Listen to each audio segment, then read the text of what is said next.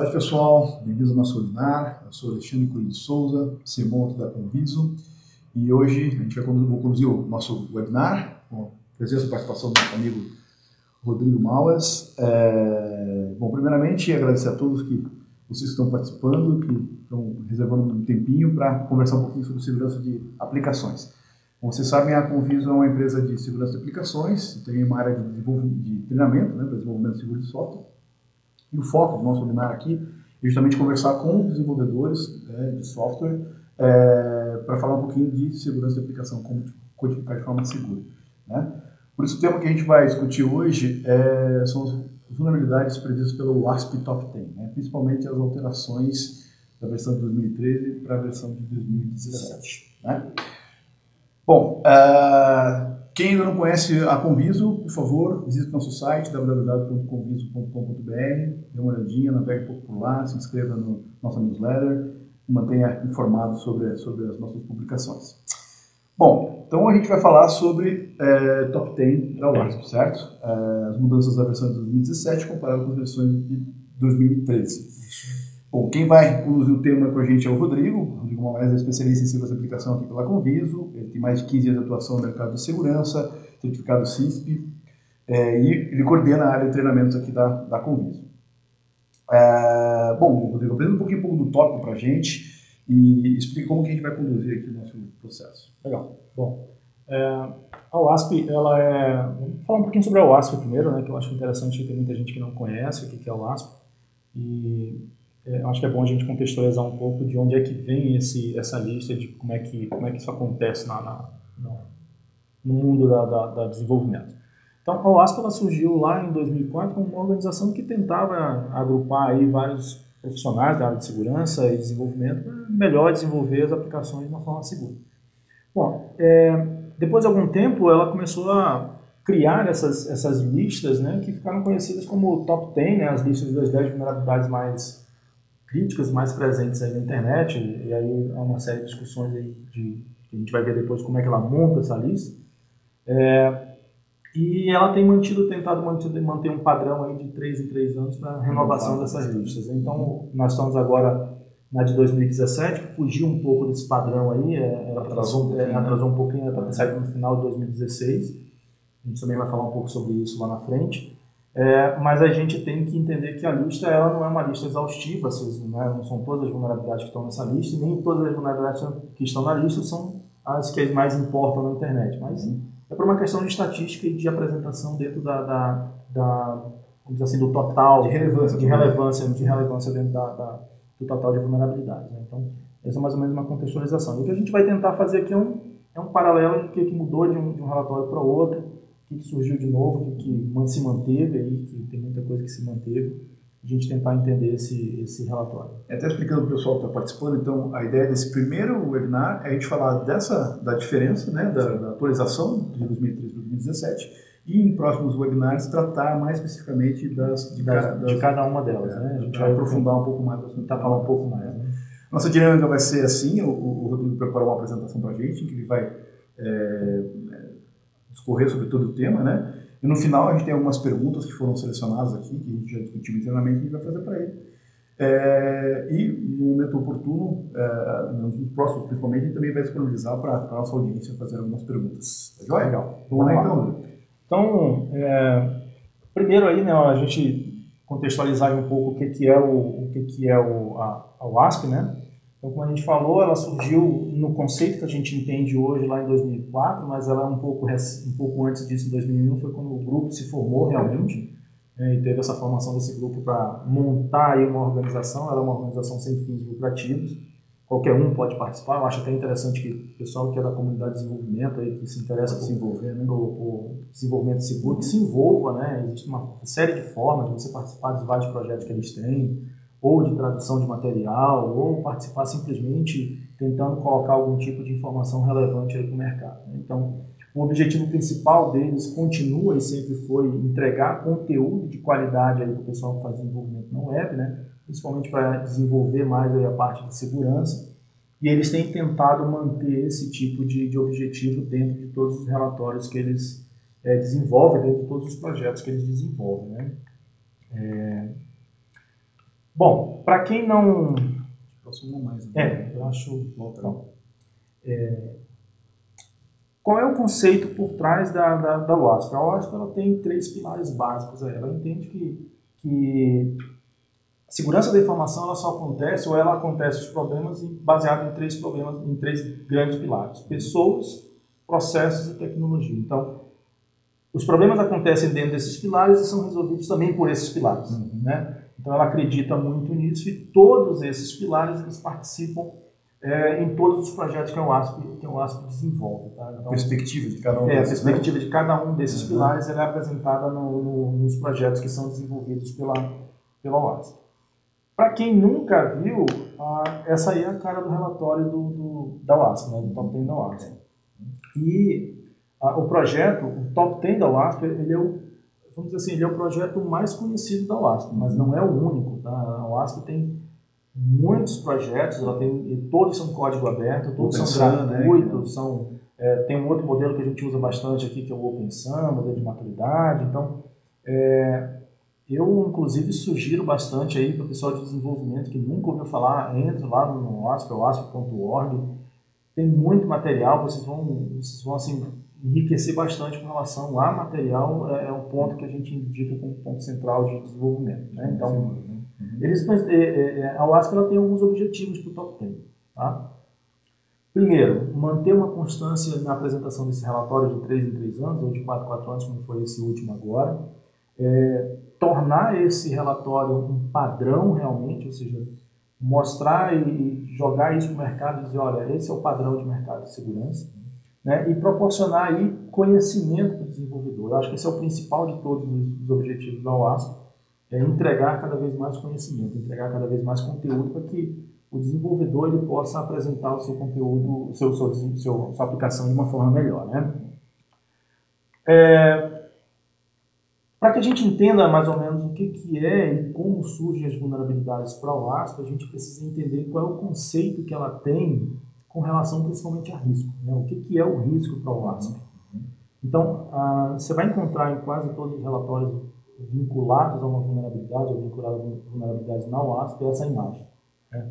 E essa imagem ela mostra para a gente aí qual seria o caminho, qual seria o percurso que, vamos dizer assim, a gente entende como risco, que a WASP entende como risco. Né? Então, o que caracteriza o risco, né? É isso? Que caracteriza o risco. Na verdade, para a WASP, tudo começa com um agente da ameaça, né? Com um threat agent. Claro. Ou seja, quem é que vai buscar alguma coisa ou querer fazer alguma coisa para buscar uma vulnerabilidade? Explorar uma vulnerabilidade. Sempre tem lá um agente da ameaça que vai buscar isso. E esse agente da ameaça ele está buscando alguma coisa ali, né? Então ele está buscando realizar um ataque e para isso ele está buscando um vetor de ataque. O que a gente chama de vetor de ataque é o caminho que ele vai utilizar para realizar um ataque, explorar uma vulnerabilidade. Vamos dar um exemplo aqui bem básico. Se eu identifico que existe uma vulnerabilidade num sistema e que ela pode ser explorada através de um e-mail, o meu vetor de ataque é o e-mail que eu vou utilizar uma técnica de phishing, por exemplo. Então, o vetor de ataque é o e-mail. Bom, o vetor de ataque sendo escolhido, eu passo agora a tentar explorar essa vulnerabilidade, né? Tentar explorar essa fraqueza. Essa fraqueza ela pode ou não estar acompanhada de um controle, que a gente chama de controle de segurança. É alguma coisa que é implementada para mitigar ou minimizar aquele risco daquela vulnerabilidade ser explorada. Bom, mas nem sistema nem controle são invulneráveis. Né? Então, ao se explorar e se fazer um bypass desse controle, a gente gera aí um impacto técnico. Né? E para o WASP, todo impacto técnico, no final do processo, ele vai gerar um impacto financeiro de negócio, ou seja, um impacto de negócio. Tá? Então, a gente entendendo como é que eles pensam com relação a risco, a gente entende como é que se constrói como é que se constrói a perspectiva de quais são os 10 maiores. Tá? Então, mas aí tem uma pergunta interessante, como é que a WASP chega, né, nessa classificação? Como é que a gente chega a essa lista do top 10? Eu acho que o slide não passou. Vamos lá. Passou. Então, como é que a gente chega nessa lista aí? Bom, do primeiro relatório para hoje, isso evoluiu um pouco, né? Então, hoje a gente esse relatório de 2017 ele foi um dos primeiros relatórios onde foram feitas consultas a desenvolvedores de ferramentas. Tá? Antes o que acontecia era o OASP, por uma questão de busca estatística, verificava aí com os relatórios, com desenvolvedores, com entidades, quais eram as vulnerabilidades que eles estavam mais encontrando no mercado. E aí criava o seu relatório. Né? E agora eles tiraram aí, deram a oportunidade para que o setor, para a empresa de desenvolvedores de ferramentas, entregassem a eles assim, uma ideia de 4 vulnerabilidades que eles achavam que seria importante ter colocado no relatório. Né? Bom, apareceram muito mais do que 4, né? Mas aí eles escolheram 4 vulnerabilidades. No primeiro release candidate, né, do OASP, tivemos aí um problema, que esse foi o motivo do atraso, né, porque uma das vulnerabilidades que foi colocada foi muito questionada pela comunidade, né, porque o OASP ele é uma organização que ela não tem ou não deve ter vínculo nenhum com fabricante ou com marca. Agnóstico. Ela tem que ser agnóstico à tecnologia, ela está ali para apresentar um espelho, um retrato do que está acontecendo. E uma dessas vulnerabilidades, né, ela gerou muito questionamento porque ela estava direcionando muito para uma solução. A opinião de um fornecedor sobre... E coincidentemente era a opinião de um fornecedor que era muito ligado ao ASP por um dos seus membros. Então, influência, né? Então assim, houve um certo constrangimento aí, a comunidade reclamou bastante e atrasou muito essa discussão.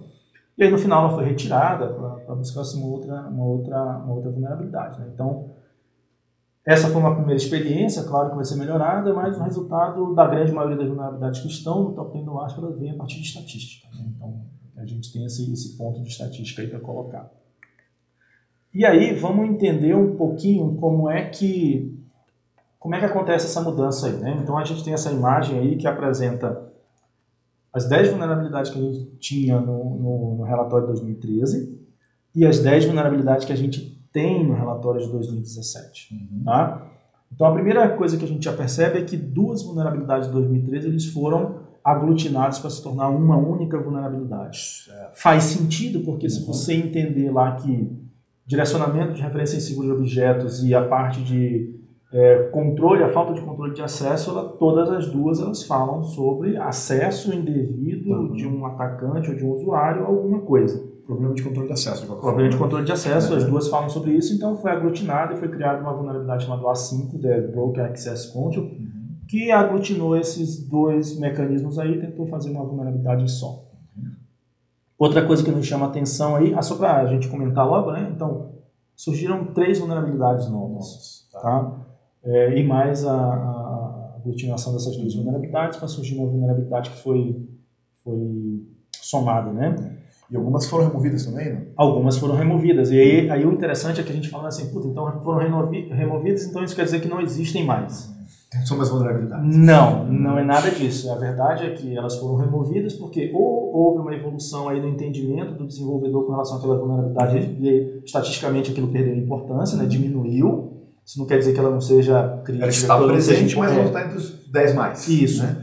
E também houve uma evolução aí dos frameworks de desenvolvimento que começaram a implementar mecanismos de segurança que, quando bem utilizados, garantem que aquilo lá não apareça. Então, o primeiro erro que o pessoal muito comete é fazer, então, se sumiu do top 10 do ASP é porque a vulnerabilidade não existe mais. E isso não é verdade. E a gente tem sempre que manter isso aí em mente. Bom, mas aí se você comparar, a primeira coisa que chama atenção, além da união das duas vulnerabilidades antigas, é que a primeira e a segunda, elas se mantêm de um relatório para o outro. Né? Então, a gente tem aí, do relatório de 2013 para o relatório de 2017, a vulnerabilidade de injection continua em primeiro lugar. De todas. Né? E a gente vai ter um negócio interessante lá na frente que não é só isso não, mas vamos deixar para a gente falar um pouquinho mais lá na frente.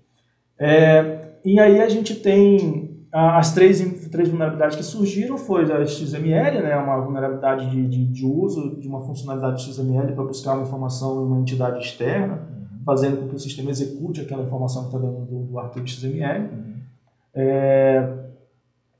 Deserialization é quando você serializa, né, ou seja, você divide uma informação num pacote, em vários pacotes menores, e o outro framework do outro lado não consegue entender direito como é que se monta esse framework e termina executando uma vulnerabilidade que está lá. E a mais nova também gerou um pouco de controvérsia, mas o pessoal aceitou, porque também vê a importância disso, é que é a falta de log, né, manutenção de informações no log, ou então de monitoramento da sua infraestrutura. Tá? Então, isso aconteceu e a gente vai ver isso lá na frente. Então foram 3 novas, né? 3 novas. 2 que foram unidas. E algumas que saíram depois.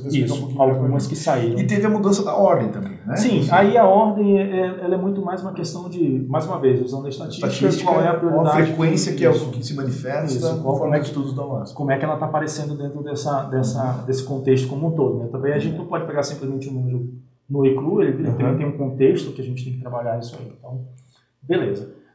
Aqui é só um exemplo do que não mudou no relatório da OASP. Né? O que não mudou no relatório da OASP? A vulnerabilidade de injection continua sendo... SQL injection continua sendo o campeão. Continua sendo campeão.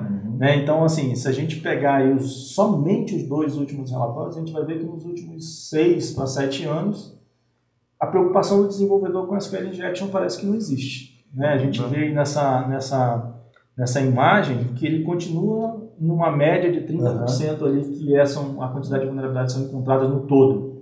Né? Bastante coisa para uma vulnerabilidade. Você imagina se você tem 10 vulnerabilidades, uma só apresenta em média 30%. Teve uma pequena oscilação, mas a média continua muito parecida. A média continua muito parecida. Então, assim, aí os motivos são muito mais... São vários os motivos que a gente pode encontrar. Desde o desconhecimento do desenvolvedor com relação à própria vulnerabilidade, entender o que é a vulnerabilidade de SQL injection, até o fato de, por exemplo, achar que a simples bloqueio de um comentário ou de uma chamada de uma forma diferente no formulário de SQL injection resolve a SQL injection. Então, ou seja, mais uma vez voltamos lá para o princípio, dizer que o cara não entendeu o conceito pensa por trás. Que está corrigido, mas ele não entendeu o conceito por trás da vulnerabilidade. Tá? Então, a gente tem que ver isso também. Também pode acontecer porque o SQL injection é muito difundido, ou seja, os métodos de ataque também acabam sendo muito documentados e mais pessoas usam de forma maliciosa, talvez? Eu diria que sim e que não. Né? Sim, porque como ela é muito mais difundida, ou seja, você tem muito mais documentação, você tem muito mais visibilidade aí. Descrevendo o ataque. Mas isso também seria um ponto positivo para a correção da vulnerabilidade, porque já que tem muito mais documentação, ou seja, então é muito mais fácil eu entender e corrigir aquilo. Né? E aí vem a pergunta, por que isso não acontece? Né? Se a gente for falar só sobre isso, por que isso acontece, a gente vai ter que fazer um outro webinar para entender, desde lá do momento em que o cara entra na faculdade e acha que o professor dele lá só vai ensinar ele a desenvolver. E às vezes também passa a responsabilidade para frameworks, para as outras tecnologias que supostamente corrigem, mas existem várias abordagens. Né? Sim, e existe inclusive a abordagem do próprio desenvolvedor. Vamos lá, vou criar aqui uma treta. O framework ele tem a proteção. Né? O desenvolvedor ele precisa entregar um resultado. O framework pode não deixar esse resultado ser implementado da forma como o desenvolvedor está querendo. Qual é o movimento mais fácil para o desenvolvedor? Ir lá e desligar, desabilitar a funcionalidade no framework que impede aquela vulnerabilidade de acontecer. Vai passar o controle do framework. Né? E aí você tem aí para pegar um atalho. Muita resolução, muito problema com manutenção das vulnerabilidades. Né? Aí, olha só, vamos lá. Se a gente pegar os 3 últimos relatórios, olha quem é que está em primeiro lugar. Injection. Isso. E aí de 6 anos nós passamos para 9 a 10 anos de injection como primeira vulnerabilidade colocada dentro do top 10 da OASP.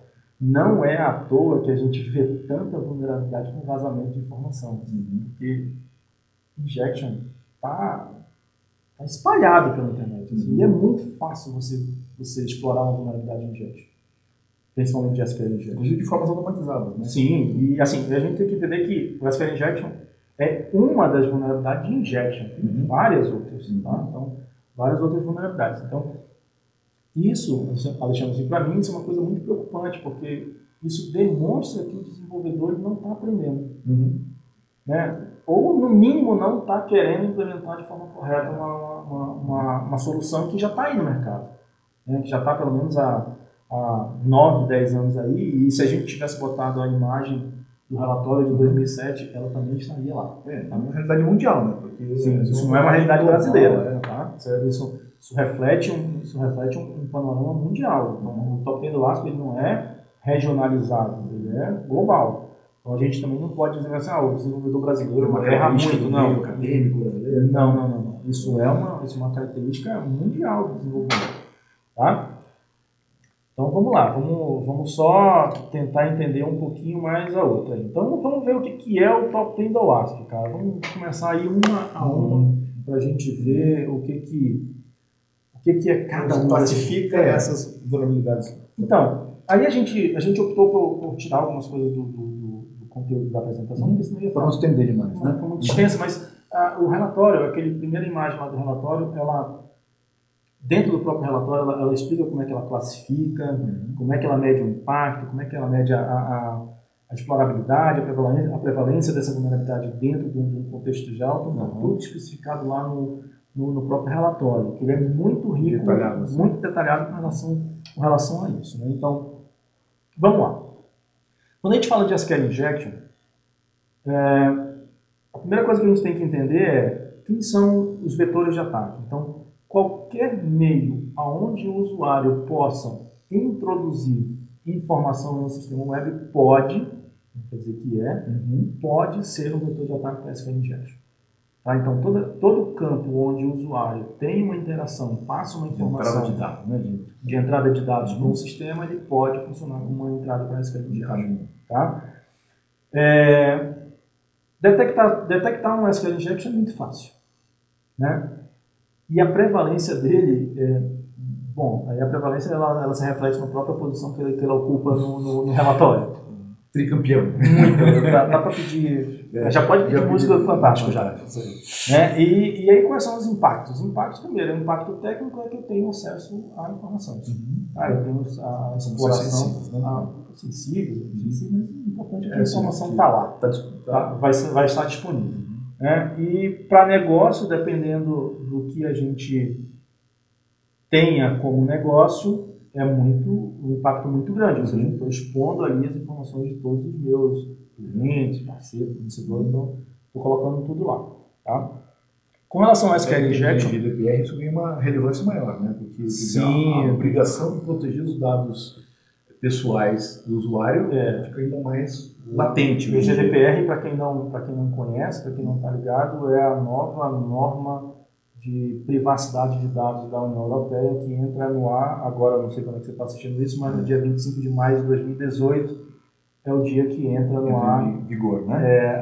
O GDPR. Né? Apesar de já estar há 2 anos, desde 2012, sendo maturado e sendo disso, olha, dia 28 do 5 de 2018 vai entrar no ar essa exigência. Então, se você juntar SQL Injection, vazamento de dados, com o GDPR, você tem um problema seríssimo aí para as empresas que têm dados aí de cidadão da União Europeia. Então, eu acho bom o pessoal começar a parar de imaginar que desenvolvimento é só linha de código e começar a observar que existem outras coisas, outras nuances além de linha de código. Existe preocupação com normatização, preocupação com legislação, preocupação com desenvolvimento, metodologia de desenvolvimento seguro. Então, é isso que o pessoal às vezes não entende, né?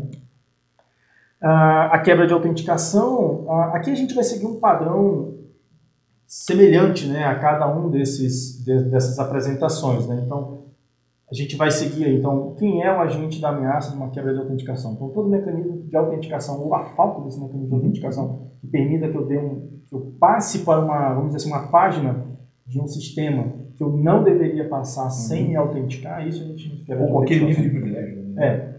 Aí a gente vai falar, quando a gente fala de nível de privilégio, a gente vai falar de uma outra vulnerabilidade lá atrás, que é escalonamento de privilégio. Então, essa não está no top 10, mas a gente vai tratar da quebra de autenticação. Então, a explorabilidade dele é altíssima, né? Fácil de você fazer. A prevalência também reflete aí na posição número 2 que ele está no top 10 da OASP. E também é muito fácil de detectar, tá? Então, se eu tenho lá uma página, vamos dizer assim, www.minhapagina.com.br, e para passar para minha página, para passar para dentro do www.minhapagina.com.br/meu perfil, eu tenho que passar por uma autenticação. E eu tenho um atacante que simplesmente ao digitar na URL www.minhapagina.com.br/meu-perfil.html, ele acessa isso, a gente tem um problema de quebra de autenticação, ou seja, eu consegui passar por uma página interna do sistema que não foi autenticado. Tá? Qual é o impacto disso? Também é um impacto técnico muito alto, né? Porque acabou com toda uma autenticação que existia, com o mecanismo de autenticação que existia antes no sistema, e para o negócio é um impacto também muito grande, porque aí eu estou tendo acesso a informações que, na teoria, eu não deveria ter. Tá? Então, e aí a gente tem a exploração dessa vulnerabilidade. A A3 ela é uma vulnerabilidade que também já existia antes, ela estava numa outra classificação, se eu não me engano, se não me falha a memória, a A5 era no relatório anterior. E ela basicamente ela diz o seguinte, olha, toda informação sensível sua que for tratada sem o uso de criptografia e for possível que um atacante tenha acesso a isso, ela se classifica como uma A3, no caso agora, né, uma exposição de dados sensíveis. Então, aí na comunicação ou no armazenamento dessa informação, se eu tenho essa informação e eu tenho acesso a ela de uma forma mais fácil, eu tenho ali uma quebra de informação. Exemplo, a transmissão de um dado por e-mail sem estar criptografado, né, em texto claro. E eu tenho um atacante no meio dessa comunicação, né, fazendo um ataque chamado man in the middle, ele captura esse pacote, lê o e-mail e está lá a informação, por exemplo, uma chave de segurança ou uma senha, uma credencial que foi passada por e-mail e ela foi capturada nesse e-mail. A outra possibilidade é, por exemplo, que eu tenha disposição de uma senha de uma conexão a banco dentro do próprio código da aplicação. Um arquivo do servidor. Então está lá uma informação sensível que está exposta a essa informação. Só complementando, aproveitei para pesquisar aqui, em 2013 era A6. Assim. A6, muito bem. Cheguei perto, hein? A cabeça não tá... A memória está boa. Tá. Então, e aí a gente chega à primeira vulnerabilidade nova que a gente tem aí no relatório do Essa entrou pela comunidade ou pelo próprio WASP? Eu vou ser sincero, não sei. Tá. Mas eu tendo a acreditar que essa foi pela comunidade. Se eu não me engano, a gente tem lá no primeiro nos slides anteriores, se eu não me engano, é pela comunidade, tá? A gente não tem, né? A que foi pela comunidade foram as duas da A8 e a 10, né? Essa então ela foi dada entrada pela própria WASP, né? Então, vamos lá. O que é o XML? O XML é um arquivo texto que foi criado para tentar padronizar tipo de transferência de informação. Então, por exemplo, se eu tenho dois sistemas que querem manter uma comunicação, eu tinha que ter um meio de levar uma informação de um lado para o outro. Então se criou o XML com uma tentativa de ter um padrão de transferência dessas informações, desses dados, desses parâmetros, para conversar entre sistemas separados. Né? E ele funciona muito bem para esse tipo de função, né, de operação. A questão aí é que ele tem alguns campos que a gente envia essa informação e que há algum tempo começou a se observar que o sistema executava isso dentro de uma sessão que ele estava rodando. Então, o que se faz? Dentro de uma sessão dessa, eu posso indicar um endereço externo, né? Dentro do arquivo XML, eu posso indicar um endereço externo e o outro sistema, ao executar, ele vai ler aquele endereço, né? Baixar ou executar aquela função do código que está lá. Né? Então, isso surgiu pela falta de validação dos campos dos arquivos XML. Tá? Então, basicamente, o que acontece eu não leio direito ou não valido direito o que está lá na informação do XML, mas o sistema vai lá e captura isso, né? E executa isso, na verdade. E aí, como é que a gente pega esse tipo de coisa? Bom, não é muito complicado, né? Ferramentas didáticas, por exemplo, podem fazer isso, ou uma revisão de código manual também pode ver isso. O jornalista vai lá, o desenvolvedor vai lá e vai ver que tem uma chamada externa. Que não deveria estar lá. Tá? Então, a gente vê isso aí. O impacto para o negócio também é muito alto, né? E aí a gente tem aí, com certeza, extração de dados e exfiltração de informações. Tá? Vamos lá. A gente já está... Então, o tempo está correndo? Está correndo o tempo. Vamos dar uma acelerada. Vamos lá. Para encaixar a nossa... Quebra de autenticação, a gente já falou um pouquinho sobre isso. Qualquer vulnerabilidade que me permita bypassar ou passar por um mecanismo de autenticação também, né? Então a gente também tem um impacto muito grande porque você vai ter acesso a informações que não deveriam. Erro de configuração, parece brincadeira, mas até hoje acontece. Né? Assim, por exemplo, o cara que simplesmente pega uma ferramenta, instala, ou pega um sistema e instala e não se preocupa em ter o mínimo de cuidado em revisar as configurações padrão ou mesmo trocar uma configuração de uma senha padrão que vem de fábrica. Parece brincadeira, mas é demais, isso acontece muito, a gente continua pegando isso por aí. Então, uma primeira coisa eu vou dar aqui um exemplo. Parece aquele pessoal que... Sabe quando você vai na loja, compra o teu modem, o teu roteador wireless, põe na tua casa e faz assim, conectou, funcionou, eu olhei aqui no manual, disse que eu tenho que conectar com essa senha, está funcionando. Está funcionando então não vou mais mexer nesse negócio. Né? Então, a documentação do fabricante está na internet e diz lá a senha padrão. Então ele troca e fica fácil para todo mundo. Né? A Cross-Site Script é chamada como XSS, né? Essa daí também durante algum tempo aí reinou muito conhecida nas vulnerabilidades, né? Então o que ela faz? Ela permite que você dentro de um formulário web execute um script de JavaScript. Então ali eu posso, se não houver uma validação correta daquele campo, eu vou poder executar ali um script de JavaScript, buscar uma informação, executar, criar um comando, criar um usuário, fazer o que quiser com JavaScript ali dentro. Tá? Desculpa, a gente está passando um pouco mais rápido agora, porque para a gente fechar nosso tempo aqui. A Security Deserialization também a gente falou aí que essa é a segunda vulnerabilidade nova que foi colocada, né? Então, mais uma vez, existe vamos chamar assim de quebra de um pacote, né, para que ele seja entregue serial, em formato serial, né, um seguindo o outro. E o que acontece é quando chega do outro lado no sistema, o sistema do outro lado não entende isso de uma forma correta, não valida essa entrada de uma forma correta, termina executando o código que está lá dentro. A gente está falando sobre uma palavra aqui, lá no final eu vou comentar uma coisa bem legal que eu acho que não sei se o pessoal percebe, mas é bem mais fácil do que a gente imagina. Essa 9, junto com a de configuração errada, para mim, são uma das coisas que já não deveriam estar aí há muito tempo. Tá? Então, ou seja, o que é isso? Eu saber que aquele componente que eu estou usando, ele é vulnerável, que ele tem um erro, que ele está frágil, e eu continuo usando. Às vezes, não sei, mas acho que aí não só não saber que tem vulnerabilidade, mas deveria saber, porque a informação é pública, não é? Sim. Porque está disponível, tem que validar se existe uma vulnerabilidade naquele componente que eu estou usando ou não. Né? E você sabe que se você não fizer, o outro vai lá e sabe e descobre a sua vulnerabilidade que você está usando. Né? Então, assim, é melhor você descobrir do que eu. Exatamente.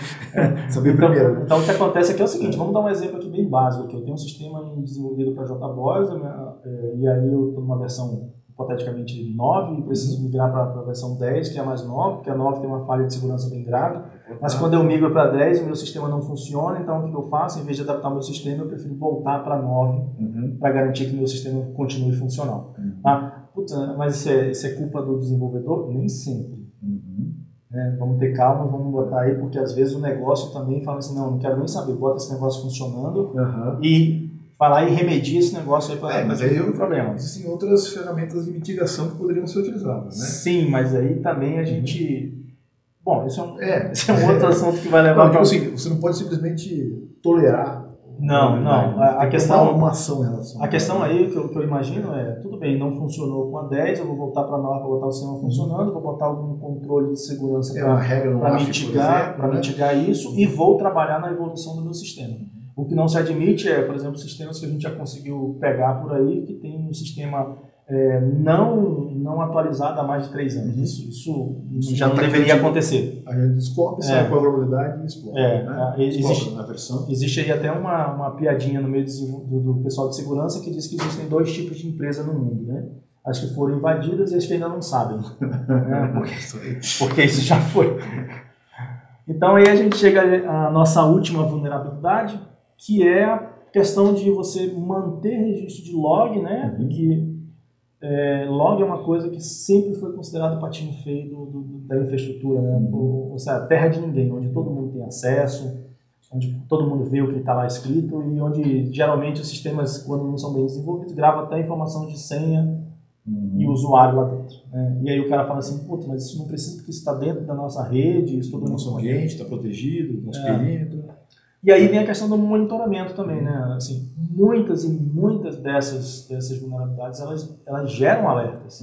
Elas geram um comportamento anônimo nos sistemas que monitoram isso. Então, na teoria, elas deveriam ser facilmente detectáveis por sistema de monitoramento.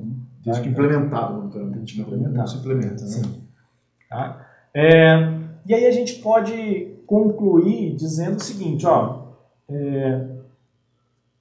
entender e conhecer essas vulnerabilidades é fundamental para qualquer desenvolvedor.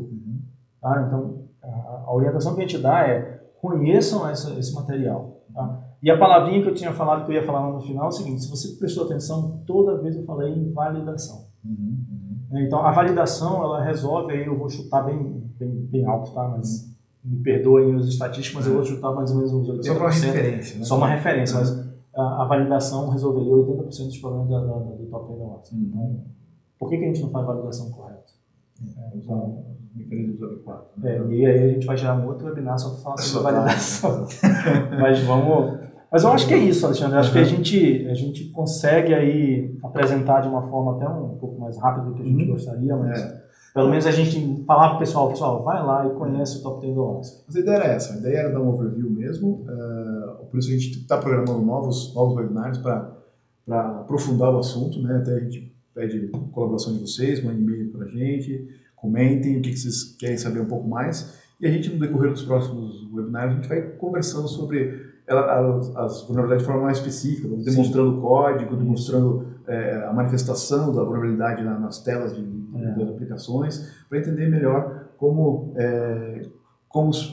combatê-las, né? Isso aí. Seguindo a nossa programação rapidinho, que o nosso tempo também está bem no limite, Rodrigo, a gente tem algumas perguntas aqui, algumas no decorrer da exposição você acabou já respondendo, então se a gente já passar por isso, você pode dar uma acelerada, tá?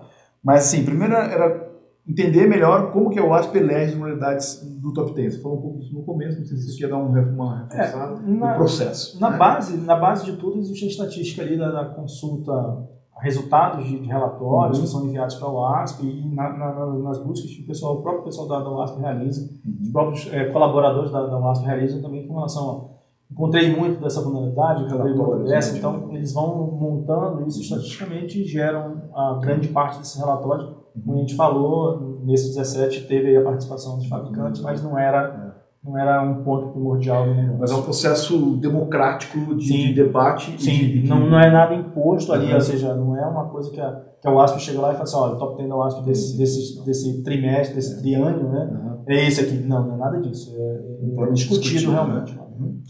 Tá, e você quer explicar um pouquinho do processo de surgimento da própria WASP, né? Ela tem um formato muito peculiar, bastante também democrático, aberto, né?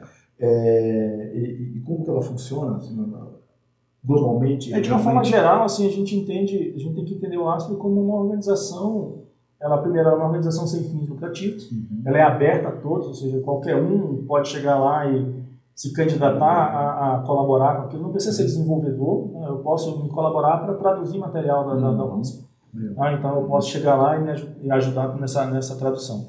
Ela tem aí um alcance global, não pelo próprio peso da WASP, mas justamente pela própria capilaridade, quase que não sai, capilaridade dos desenvolvedores que entenderam que aquilo é importante, começam a se organizar aquilo. Então, você vê aí vários, que eles chamam de capítulos, né, espalhados pelo mundo inteiro. No Brasil tem o seu também, e tem muita discussão, inclusive, com relação a isso aí. Legal. Bom, lá naquele gráfico que você mostrou também, você falou em agente de ameaça, vulnerabilidade, falou em risco.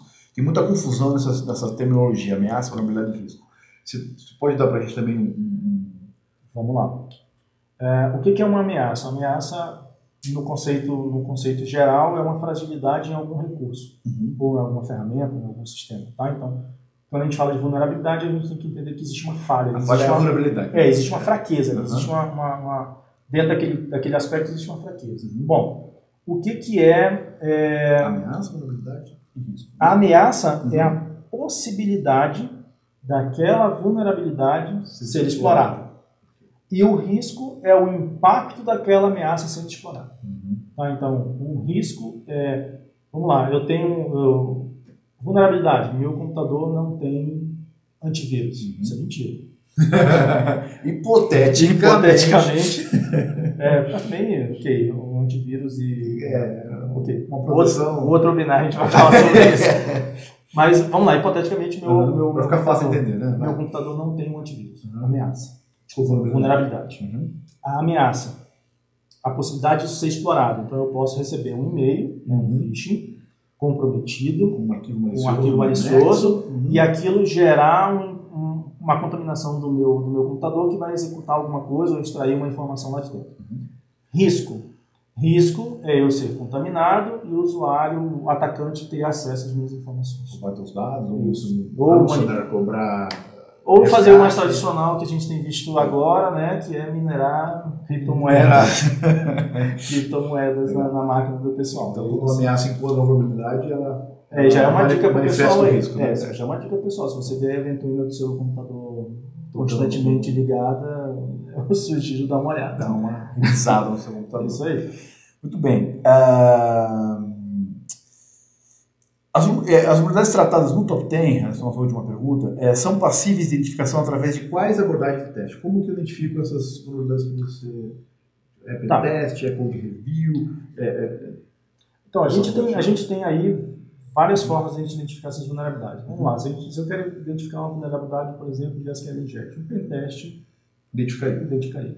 Tá? Ferramenta de Dart, SAS também identifica algumas vulnerabilidades. E code review, ou seja, revisão de código manual ali, identificaria também a grande maioria. Antes, né? A vantagem do code review identifica antes do software estar disponível para o usuário. Isso, né? Antes de você disponibilizar uma ferramenta, um software para o usuário, se você tiver um code review bem feito, você identificaria a grande coisa ali. Não só as vulnerabilidades que top tem, né? Uma coisa que o pessoal esquece, basicamente, quando se faz code review, é regra de negócio. Lógica de negócio. Então, isso também seria... Isso só o ser humano que consegue identificar, não tem máquina que faça isso. Né? Ainda. Vamos lá. Cara, é isso. Mas alguma coisa que você queira acrescentar, complementar? Eu só quero dizer, vá no ASP. No asp.org, né? Se envolva, baixe o documento, aprenda, busque informação. O que tem hoje de mais assim, na internet, na própria WASP, é informação. Então, hoje você não pode dizer assim, puta, eu não sabia disso. Você não foi procurar, porque saber, se você quisesse, tinha lá. A gente tem essa facilidade hoje muito grande. E eu digo outra coisa, então, para o nosso blog. Né? Para o nosso blog. Temos informação coisa lá. A gente tem um blog mais voltado à gestão e temos um blog mais técnico, que é o que está no Medium, né? Que é o Code Fighters. Visite nosso site, lá tem todos os links para esses blogs, para esse material que a gente produz com frequência. Tá? Bom, lembrar que quem não conseguiu participar conosco também, esse conteúdo vai estar disponível, né? Se você quiser mandar para um colega, alguma coisa assim, vai estar disponível para download no nosso site também. Você pode depois rever o que está aqui ou então encaminhar para conhecidos que você acha que vão aproveitar o conteúdo que a gente está tratando aqui. E fique ligado, teremos outros webinars nessa mesma linha. A ideia dessa série aqui, principalmente, é não falar necessariamente para o analista de segurança, né? Sim. Mas falar para o desenvolvedor, o cara que escreve código, que precisa entender um pouco mais de segurança e precisa desenvolver a habilidade de codificação segura. Esse é o nosso foco do nosso trabalho aqui. Rodrigo, obrigado, cara. Obrigado a você. Falamos na próxima. Obrigado a vocês que participaram com a gente. Visite nosso site www.convidos.com.br. Valeu, até mais.